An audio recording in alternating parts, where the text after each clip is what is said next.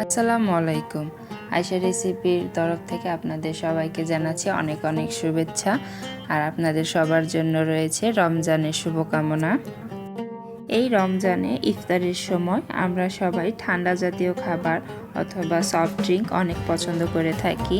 তো আজকে আমি আপনাদের সাথে শেয়ার করতে যাচ্ছি চকলেট মিল্ক পুডিং। আশা করি আমার এই রেসিপিটা আপনাদের সবার অনেক ভালো লাগবে। প্রথমে একটা প্যানে নিয়ে নিচ্ছি 2 কাপ পরিমাণে লিকুইড দুধ। এই দুধের ওপরে দিয়ে দিচ্ছি 1.5 কাপ পরিমাণে চিনি। চিনিটা আপনাদের পছন্দ, যে যেমন মিষ্টি খেতে চান ঠিক তেমনই মিষ্টি হবে। এরপর এখানে দিয়ে দিচ্ছি 2 চামচ আগার আগার পাউডার।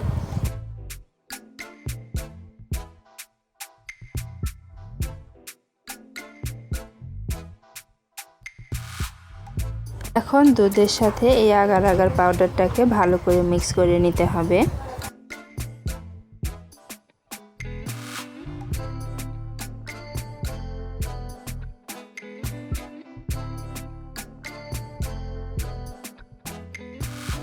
দুধের সাথে আগার আগার পাউডারটা ভালো করে মেশানো হয়ে গেছে।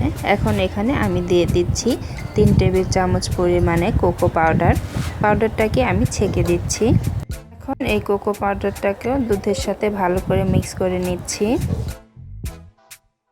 ফাঁকে আমি চুলাটাও জ্বালিয়ে দিয়েছি।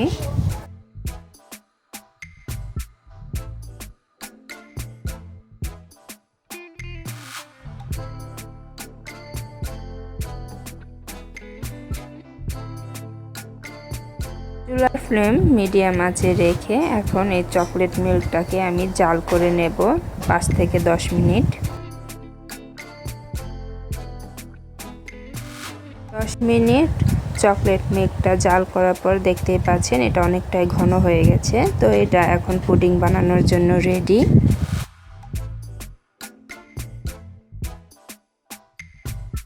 এটাকে এখন আমি একটা 4 কোনা বাটির মধ্যে ঢেলে নিচ্ছি এবং আধা ঘন্টার জন্য নরমাল ফ্রিজে রেখে দেব।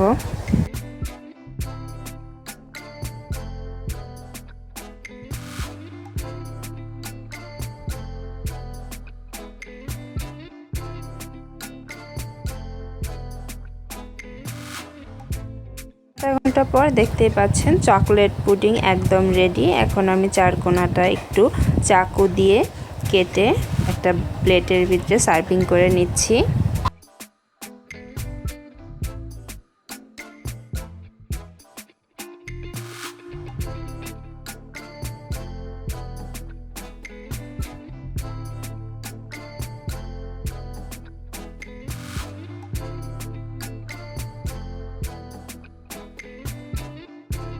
তৈরি হয়ে গেছে চকলেট মিল্ক পুডিং। দেখতেই পাচ্ছেন এটা কতটা সুন্দর দেখতে আর খেতে অনেক মজা। এটা কতটা পারফেক্ট হয়েছে এই জন্য আপনাদের দেখার সুবিধার্থে আমি এটাকে কেটে দেখাচ্ছি। দেখতে পাচ্ছেন এই চকলেট মিল্ক পুডিংটা কিভাবে সফটলি কেটে যাচ্ছে, আর এটা খেতেও অনেক সফট, অনেক টেস্টি। আশা করি আপনারা সবাই আমার রেসিপিটা পছন্দ করবেন।